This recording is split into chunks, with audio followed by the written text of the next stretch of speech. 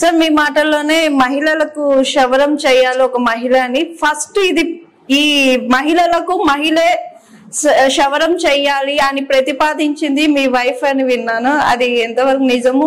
మీ wife చెప్పడం వల్ల రాజశేఖర్ రెడ్డి గారు దీనికి ఒక కొత్త జీవో తీసుకొచ్చి అది అయ్యేలా చేశారు.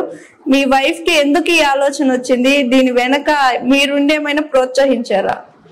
ఇది నేను మా రాజకీయ గురువైనటువంటి గట్టు రామచంద్రరావు గారు సిపిఎం లో వృత్తి సంఘాలు అటువంటి ఒక పత్రిక నడిపి దానికి మా గురువుగారు రెడ్డిగా ఉండేవారు. నేను కూడా సిపిఎం లో పనిచేశాను, పూర్తికాలం కార్యకర్త కూడా చేశాను. ఆ సందర్భంలో తిరుమల తిరుపతి దేవస్థానంలో మనం ఇది పెడితే బాగుంటుందని చెప్పేసి మనందరికీ ఆలోచన రావటం, దాన్ని ఇంప్లిమెంటేషన్ చేసుకోవటానికి తిరుమలకి వెళ్ళి తిరుమల తిరుపతి దేవస్థానం పాలక మండలి ముందు మేము కూర్చొని తప్పనిసరిగా ఈ వృత్తిని లేడీస్ చేసే విధంగా అనుమతించాలని చెప్పేసి ధర్నాలు చేశాం, అరెస్ట్ అయ్యాం. దాన్ని రాజశేఖర రెడ్డి గారు వచ్చిన తర్వాత ఈ సబ్జెక్ట్ అంతా మేము ఆయనకు చెప్పంగానే ఆయన కూడా చెల్లించి ఇది కరెక్ట్ అయ్యి వీళ్ళు చెప్పింది, వీళ్ళు చెప్పిన పాయింట్ మనం తప్పనిసరిగా మహిళల్ని గౌరవించి వాళ్ళ భద్రత కల్పించాల్సినటువంటి ఆలోచన ఉంది. దానివల్ల వాళ్ళ పిల్లల భవిష్యత్తు కూడా బాగుంటుందనే ఉద్దేశంతో మహిళల్ని పెట్టమని చెప్పేసి ఆయన అనుమతి ఇవ్వడం జరిగింది. బోర్డులో తీర్మానం చేశారు.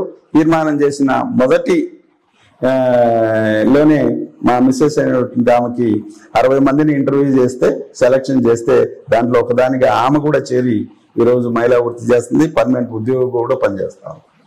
అంటే అలాంటి ఆలోచన కలిగినటువంటి రాజశేఖర రెడ్డి గారు ఆ రోజు చేపట్టే ఈరోజు దాదాపు 100 మంది ఈరోజు దేవాలయాల్లో పూర్తికాల పర్మనెంట్ ఉద్యోగులుగా దేవస్థాన ఉద్యోగులుగా ఉన్నారు.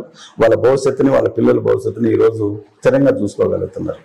ఆ ఆలోచనని ఈయన ఇంకా దాన్ని ముందుకు తీసుకెళ్లేదానికి ప్రయత్నం చేయటం.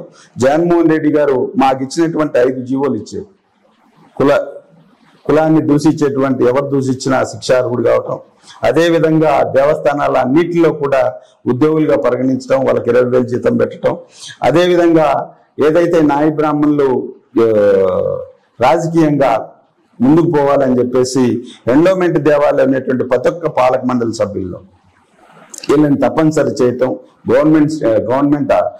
గవర్నర్ ద్వారా ఆర్డినెన్స్ జారీ చేసి ఇప్పటికీ ఏ ప్రభుత్వం వచ్చినా కూడా నాయ బ్రాహ్మణులు తప్పనిసరిగా బోర్డు మెంబర్ ఉండాలని నిర్ణయించడం మా ఆత్మస్థైర్యాన్ని, మా యొక్క మనోభావాల్ని ముందుకు తీసుకుపోయినటువంటి వ్యక్తి వైఎస్ జగన్మోహన్ రెడ్డి గారు. సార్ ఇప్పుడు రాజకీయంగా నాయ బ్రాహ్మణులకు రిజర్వేషన్ ఏమైనా కల్పించారా సార్? రిజర్వేషన్ అంటూ ఏం లేదు. గతంలో స్వతంత్రం వచ్చిన తర్వాత ఎవరు నాయ బ్రాహ్మణులు గుర్తించారంటే రాజశేఖర రెడ్డి గారు జగ్గైపేట మున్సిపల్ చైర్మన్ గా ఆ రోజు నాయ బ్రాహ్మణులకు అవకాశం ఇవ్వడం జరిగింది. ఇప్పుడు అదే విధంగా ఈ రోజు చూసుకుంటే ఉమ్మడి ఆంధ్రప్రదేశ్ లో చిత్తూరు జిల్లా రెడ్డెమ్మ అని చెప్పేసి డివిసి ప్రెసిడెంట్ చేయడం జరిగింది. తెలుగుదేశం ప్రభుత్వంలో ఏనాడే కానీ నాయ బ్రాహ్మణులు గుర్తించినటువంటి దాఖలాలు లేవు. మాకుండేటువంటి వాళ్ళు ఉన్నప్పుడు ఒక ఫెడరేషన్ ఉండింది.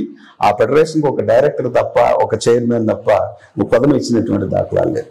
ఈ రోజు నాయ బ్రాహ్మణులకి రాజకీయంగా భవిష్యత్తు ఇచ్చినటువంటి వ్యక్తులు ఆ రోజు రాజశేఖర రెడ్డి గారు, ఇప్పుడు మరి ఎందుకని మీరు అప్పుడున్న రాజశేఖర రెడ్డి గారు కానీ లేదంటే తర్వాత వచ్చిన జగన్మోహన్ రెడ్డి గారు కానీ నాయ బ్రాహ్మణులకి రాజకీయంగా రిజర్వేషన్ కల్పించండి, మాకు కూడా ఒక సీట్ ఇవ్వండి అని అడగలేకపోయినారా? లేదా అవసరం లేదనుకున్నారు రాజకీయంగా? లేదు, అవసరం ఉంది కాబట్టి మేము పోరాటం చేస్తా వచ్చాం. ఎంతసేపు అగ్రకులాలను గుర్తించినటువంటి రాజకీయ పార్టీలు మలుపు తిరిగే విధంగా ఒక రాజకీయంగా మా భవిష్యత్తు కల్పించే విధంగా మేము వినియోగించుకోవటం కాబట్టి దాని మీద ఉద్యమాలు చేయబెట్టినాం కాబట్టి ఈ రోజు జగన్మోహన్ రెడ్డి గారు ఇచ్చారు, ఎన్ని పదవులు కల్పించారు. దాదాపు ఈ 19-24 మధ్యలో 5 సంవత్సరాల్లో డిఈసి బ్యాంక్ చైర్మన్లుగా, అలాగే కార్పొరేషన్ చైర్మన్ గా, అలాగే తిరుమల తిరుపతి దేవస్థానం బోర్డు మెంబర్ గా దాదాపు 1100 దేవాలయాల బోర్డు మెంబర్కి ఇచ్చినటువంటి ఘనత జగన్మోహన్ రెడ్డి గారిది. మా పోరాట నిమిత్తమే కదా మమ్మల్ని గుర్తించినటువంటి పార్టీ ఏముందంటే వైఎస్ఆర్ కాంగ్రెస్ పార్టీ.